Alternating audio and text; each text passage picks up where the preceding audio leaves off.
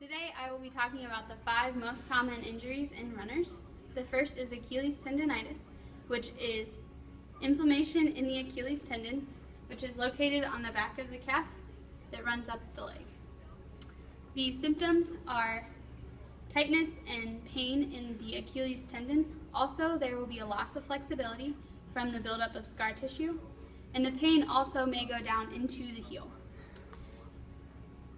This is caused by tight calf muscles that try to compensate by pulling onto the Achilles tendon.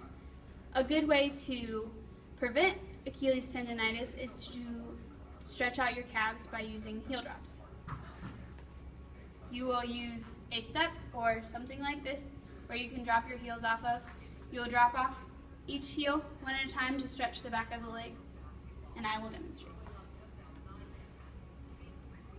So you hold for a few seconds, and then you switch, and then that will stretch out the calf muscles to help prevent Achilles tendonitis. The next injury that I will be talking about is plantar fasciitis, which is inflammation of the plantar fascia that is located in the bottom of the foot, right here. And the symptoms that occur are pain in the heel and also throughout the bottom of the foot. It tends to be worse in the morning because you sleep in plantar flexion. The cause of plantar fasciitis is from a tight Achilles tendon that pulls up onto the plantar fascia and tends to wear on it. A good exercise to prevent plantar fasciitis is to sit on the ground with one knee bent and pull back on the toes, and this stretches the plantar fascia. The next injury I will be talking about is plantar fasciitis. Plantar fasciitis is inflammation in the plantar fascia that is located on the bottom of the foot. It's right here. And usually the pain and symptoms are in the heel of the foot, and then they run throughout the bottom. It is worse in the morning because you sleep in plantar flexion and it keeps your Achilles tendon tight all night. The cause of plantar fasciitis is the Achilles tendon being tight and pulling on the plantar fascia and causing wear on it. It is also common for new runners because they are not using the bottom of their foot quite as much in the same ways. A good stretch to prevent plantar fasciitis is to sit on the ground with one knee bent and then to pull on the top of the toes, and that stretches the bottom of the plantar fascia. The next injury that I will be talking about is the iliotibial band syndrome, or the IT band syndrome.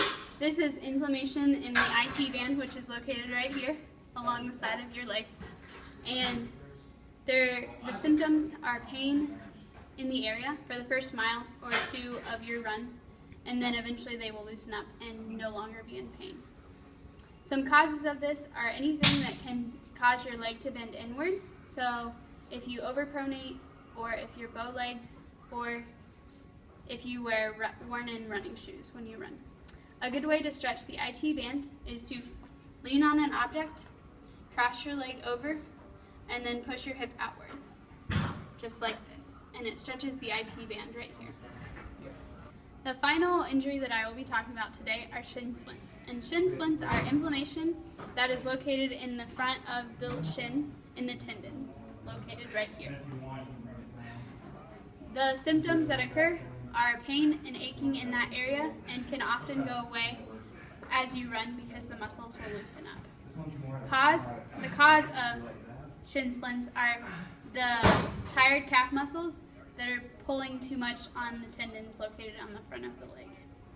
A good way to prevent this is to stretch, and I will show you a stretch. First, you're going to sit on your knees, and then you're going to sit on your heels, and you're going to lean back, and that stretches the muscles and tendons on the front of the leg.